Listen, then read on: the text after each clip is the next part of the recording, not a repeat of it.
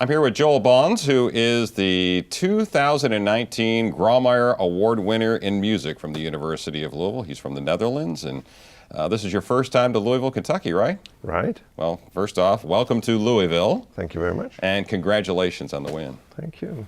What was your reaction when you found out you won the 2019 Grawemeyer Award winner in music? I was so surprised. I have to tell you, we did a performance of this piece, and the last performance was in our building, the Muziekgebouw in Amsterdam, where it was premiered also.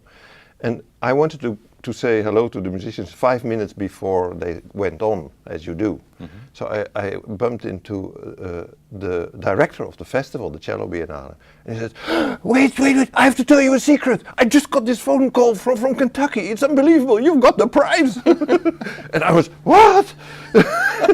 And I had to do the lights, which was a few colors. So I rushed up upstairs to do the lights, and the whole show was like psychedelic because I was, I couldn't believe it. Because you weren't paying attention to what you're supposed to be doing. You were so befuddled by the fact that you won the 2019 Grawemeyer Award winner in music composition. Yes, that's awesome. Yeah, that's awesome. Amazing. So, and it is a big deal in the music industry, isn't it? For music composition to win the Grawemeyer Award. It's fantastic. Correct? Yes, absolutely. Yeah. I know the award already a long time because one of my favorite composers, Unsuk Chin, won it back in 2002, I think. Okay. The violin concerto, and I heard that piece somewhere in Korea, and I went, wow, this is a fantastic piece. And half a year later, got the prize. I said, yes! That's cool. That's very cool. All right, well, let's talk. Sorry. No, I was going to say, let's talk a little bit about you. You're from the Netherlands. Did you grow up there? Yep. You're born and raised? Yes. In Amsterdam, okay. And as I understand, your parents had quite an influence on you growing up. As parents do. But but I mean in yes. musical terms. Well, especially culturally, you could say, because they were not musicians. My father was a graphic designer, my mother was a costume designer, and they traveled quite a lot, but they were already, after the World War, they were interested in all kinds of arts, and they went to Paris, and they were all time very interested in other cultures. So I grew up with records from Africa, pygmy music, or from, my father worked in Mexico doing a mural, and when my mother was pregnant of me, and so he came back with a bunch of mariachis. So this is the Mexican street music. And so I had all these musics. I didn't know where they come from, but I was dancing to boogie woogie and to listening to all kinds of things. And then only later, when I was 10, the Beatles arrived, and that became my thing then. So you had some rock and roll influence as you were growing up as a teenager then, right? Sure, yes. Like who? Well, the Beatles, Jimi Hendrix, Zappa, and it was just an amazing time to grow up because every new record had something special. You know, there was a new instrument, or there was, I don't know, all kinds of little things that became a real influence. Okay. Again, we're talking to Joel Bonds, and he is from the Netherlands, and he is the winner of the 2019 U of L Grawemeyer Award in Music Composition. Let's talk a little bit about this piece that you won for. It's called Nomaden. Am I saying that correctly? Nomaden, yeah. Nomaden. What is it about? When you wrote this piece, what is it about? Why did you write this piece? Well, I got the commission of the Cello Biennale to write something for cello, and I had formed in 2002 an ensemble with instruments that I had known from my childhood. I have been working in new music with the new ensemble, which is just playing Western type new music, all the time premieres of composers from everywhere. And I was not so satisfied after a certain amount of time of the kind of stuff that we were doing. And I met Chinese composers because I went there.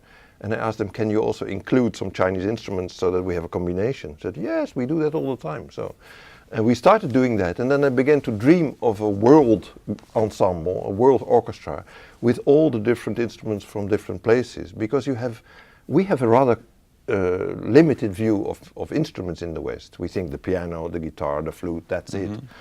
But there are thousands of instruments everywhere. In every corner of the world, people are making music with and shaping instruments with a little piece of bamboo or whatever. So if you bring these instruments together, which hardly ever happens, you have all these families. For instance, if you have the lute from Middle East, we have it's called the oud, and we have the lute and then the guitar. And in China, it's called the pipa. So these are all relatives. And if you bring them together, they all have something in common, but like in a family, they're all different. Right. So they sound fantastic together, and they all have also these differences. So you can make, as a composer, a fantastic palette of sound. So when I got this commission and they asked me, can you do something with the brothers and sisters of the cello of around the world? I said, yes, let's do. So then this became a portrait of my group, and everybody encounters this cellist, or better, he's sitting in the middle, and every time somebody from China, somebody from Iran, from Azerbaijan comes to him and then starts a dialogue, or maybe a quartet. So you have all these sections of, actually he's traveling, you could say, more or less around the world, and meeting all these people from different cultures and setting up a dialogue in an equal way. Right. So it was more than just the music and what you're hearing through your ears. It was the bringing together of sounds, cultures, various musical instruments that was important to you. Absolutely. Is that a fair assessment? Yes, yes. And the instruments are not just the sound; they embody a whole culture. So that's very interesting. And yeah, that became more than just music. But of course, I'm a composer, so music was my main starting point. Mm-hmm. I'll tell you what, let's take I don't know, 30, 45 seconds here, and we'll just listen to a little bit of this piece. You pronounce it again, Nomaden? Have I got it right the second time? All right. This is Nomaden, and this is from Joel Bonds, and he is the winner of the 2019 Grawemeyer Award winner in music composition.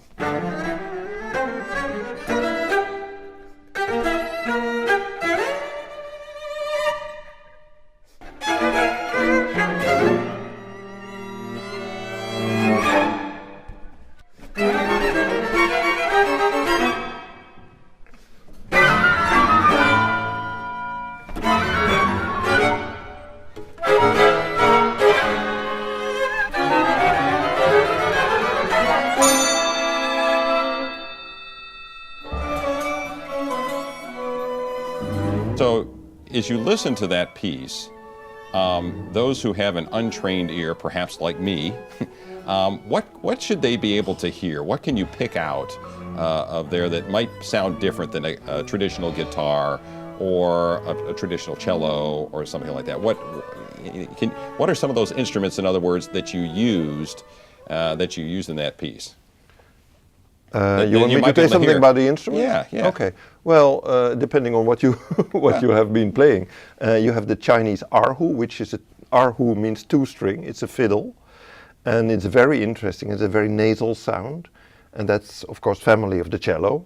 All these stringed instruments are families. Then you have an Indian wonderful instrument. It's called the sarangi. It has 3 strings, but it has also 30 resonating strings. So it sounds like it's playing in the bathroom, and it's really, really beautiful. And then you have a tiny Turkish instrument, also with 3 strings, and if you play that, it's also very special sound. You will immediately think, what is that? It's not a viola, it's not... So you will just recognize it by ear. And also the way they play, the music they play is very different. So they ornament in a special way, they make glissandi, sliding tones, or, you know, it's you immediately, as if you go abroad.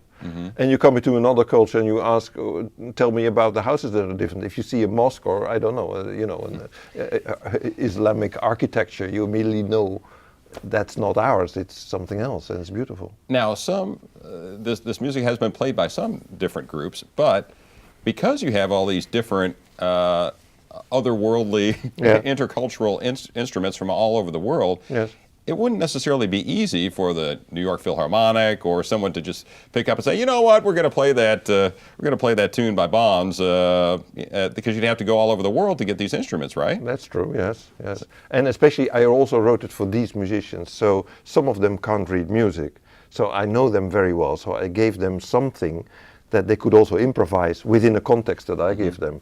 So you have to know very well with whom you're collaborating. Also, as a composer, it's very interesting that you're challenged to do something else than you would normally just give your score and you have to play it.